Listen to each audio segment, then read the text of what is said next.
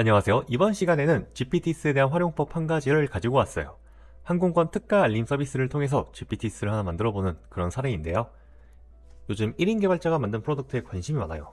그 중 하나의 서비스가 항공권 특가 알림 서비스입니다. 근데 이 서비스가 최근에 GPT스로 확장을 했더라고요. 이걸 보면서 GPT스에 대한 무한한 가능성을 한번 생각도 해봤고요.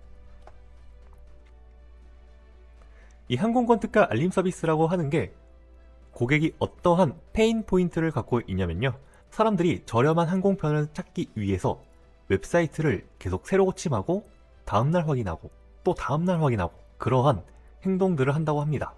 이게 굉장히 많은 시간도 걸리고 가격을 계속 모니터링을 해야 되잖아요. 가격이 떨어지는 것을 보는 것도 되게 귀찮아요. 이 항공권 특가 알림 서비스는 텔레그램을 이용해서 가격이 떨어지면 이를 알림을 해주는 서비스입니다. 사용자 수가 100만 명 이상이고 월별 항공권 검색 수가 45만 건 이상이라고 하고 등록된 가격 알림은 매월 150만 건 이상이라고 하네요. 추정 수익은 월 8만 4천 달러라고 하네요. 신기한 게 클라이언트가 어떠한 웹사이트 혹은 모바일 앱 이런 게 없어요. 그냥 텔레그램 봇 하나, 이게 딸랑 하나 있습니다. 근데도 사용자 수가 엄청나게 많죠.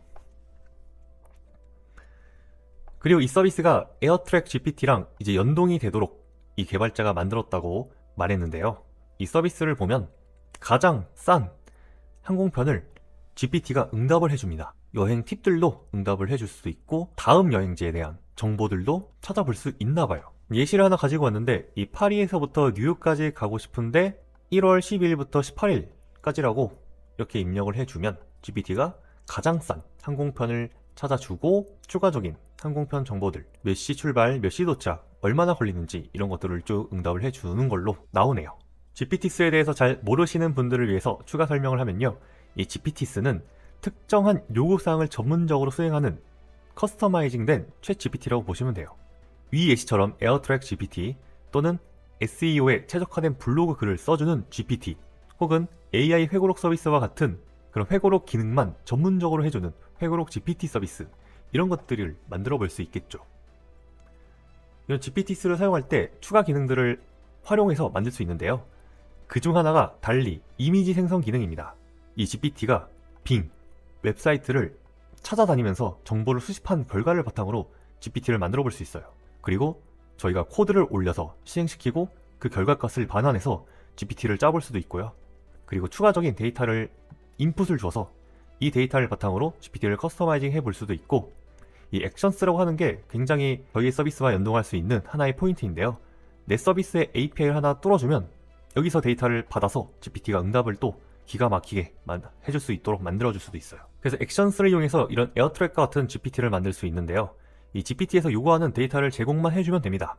즉 나이 서버에서 API를 하나 뚫어주고요, GPT와 연동을 하면 되는데요.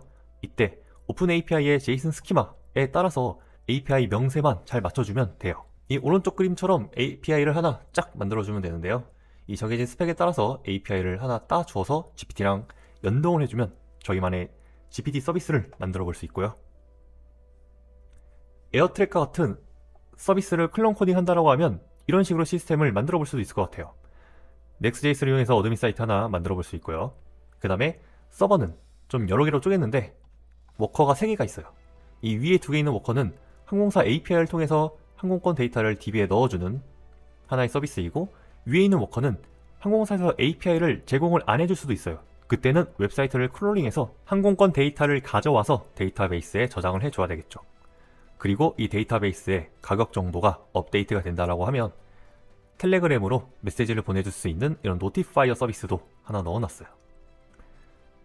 그래서 각각의 워커들을 동작시키는 앞단에 있는 프로듀서 서비스가 하나 있고요.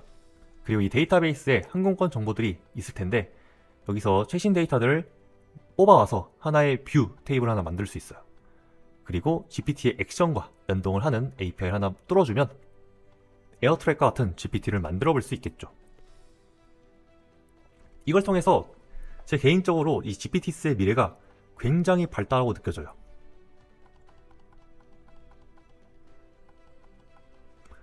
사람들이 구글 검색 대신에 GPT스한테 물어보는 게 훨씬 더 좋다라고 느껴지면 이제 서비스를 만드는 입장에서는 SEO에 신경을 쓰는 대신에 GPT스를 하나 더 만드는 게 더 낫겠죠.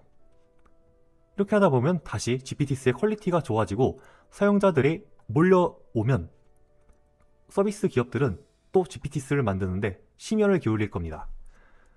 이게 계속 반복되다 보면 결국에는 검색 엔진을 사용하는 빈도수보다 GPT스를 쓰는 빈도수가 늘어날 거고 결국에는 SEO까지 대처할 수 있지 않을까라는 생각도 한번 해봤어요. 자, 이렇게 해서 GPT스에 대한 사례 한 가지를 통해서 어떻게 활용하면 좋을지 좀 연구를 한번 해봤고요. 여러분들의 서비스들도 GPT스랑 연동을 하면 되게 재미있는 프로젝트가 나올 것 같아요. 자, 지금까지 들어주셔서 감사합니다.